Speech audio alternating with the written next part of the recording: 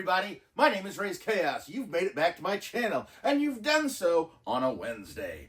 And what happens on the Wednesdays when Raze has got him? Raze does one of his Funko comic covers, and they are absolutely his favorite videos to do.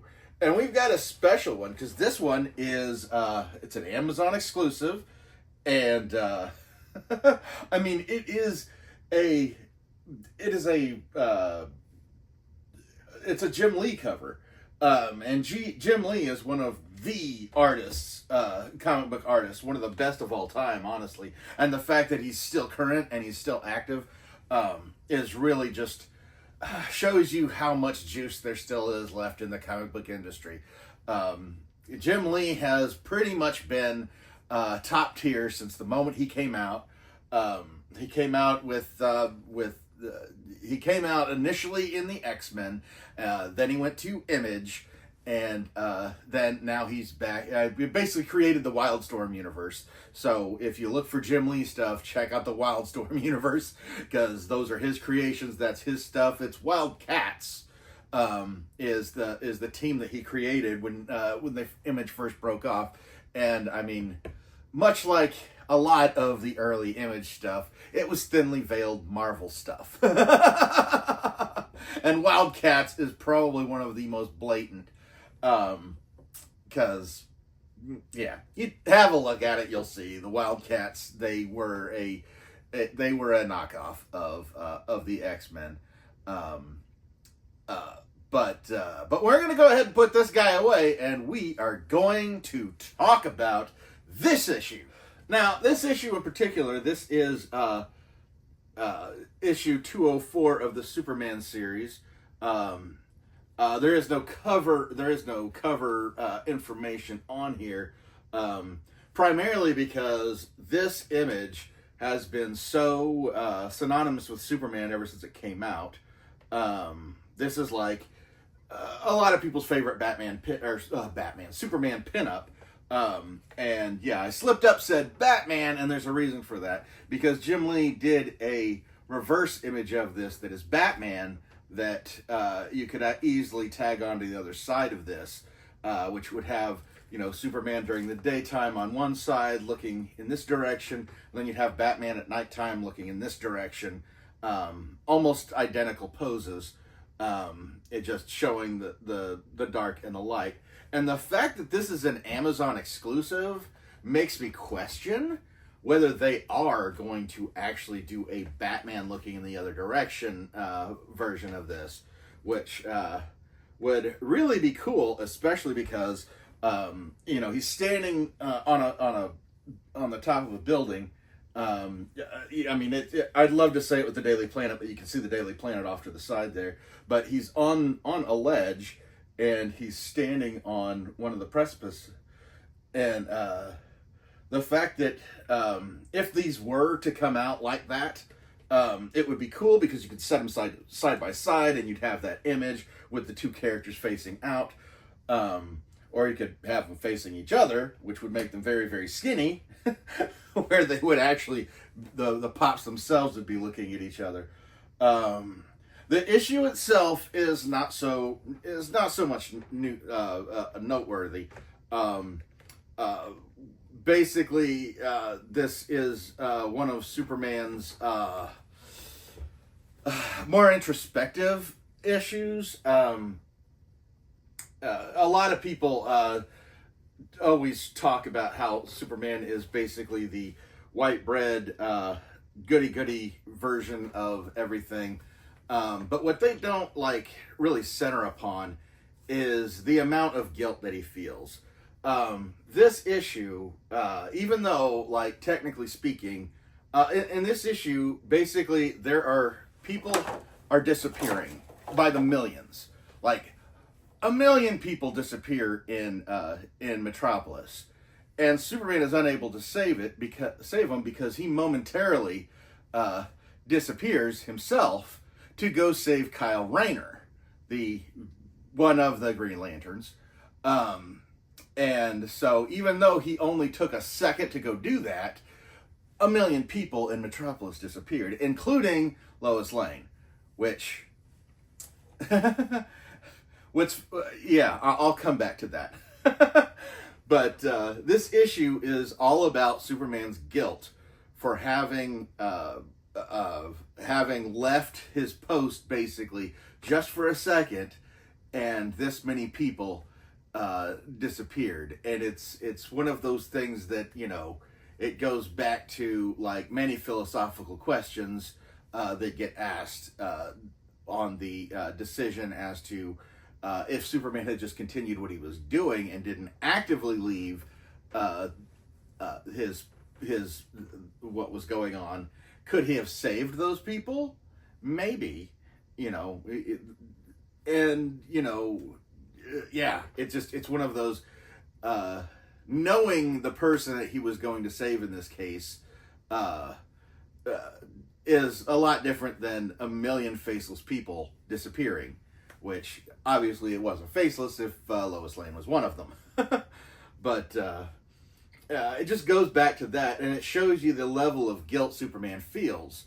And when I say guilt Superman feels, it's not just in this case.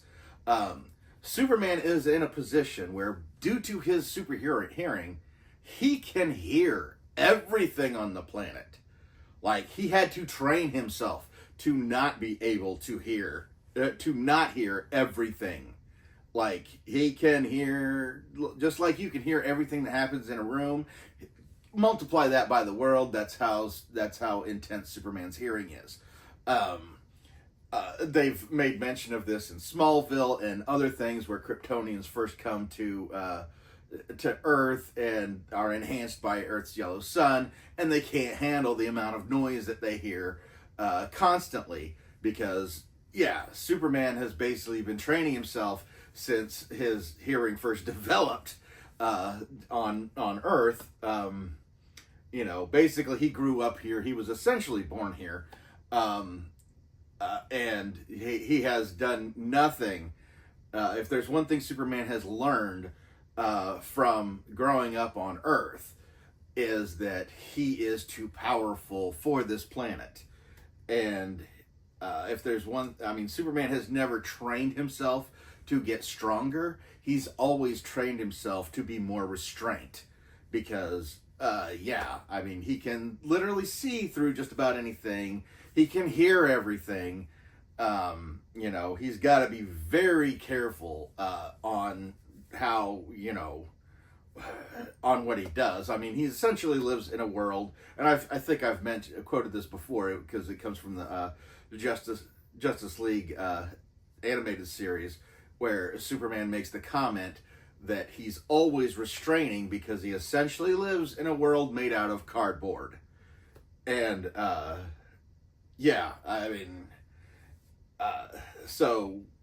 when Superman isn't actively saving somebody, somebody in the world is suffering for it. So, he's either constantly on the go, and even when he's doing that, he has to make a decision on which scream of distress he's going to go rescue. Is it the closest one gets it? Is it the amount of people? It's like, how does somebody decide when everybody is screaming for help? And it really shows you the resilience that people just kind of, dismiss with Superman, because they always say, oh, he's just overpowered and all this other stuff. There is a level. Yes, he is overpowered, but that doesn't mean everything's easy for him. He has to actively decide not to save somebody. And it doesn't matter if he is saving somebody at the time or not. Him choosing to save person A means there's nobody to save person B. And we're talking about a man that can move and save multiple people at the same time within a second. He's just that powerful. But no matter how fast he moves, there's no way he can. The one thing he can't do is be everywhere at once. He can be almost everywhere at once, but he can't be everywhere at once. And this is one of the cases where, he feels this incredible amount of guilt that he's just not good enough, even though, he can do more than anybody else on the planet. And he does more than anybody else on the planet. And, yeah, I mean, I this has been mentioned in several papers and discussions on what it would be like to be Superman, and honestly, wouldn't want it. Wouldn't want to feel that level of responsibility because it's easy for humans and especially Americans to lapse into it doesn't affect me, so why should I worry about it? And I mean, we get to see that daily. If it's not hurting me, I don't know why I should get involved. Superman is not in that position. Superman is a person that is like, he wants to help everybody. He wants to make the world a better place. And it's one of those things that where, no matter what he does, he can only do so much.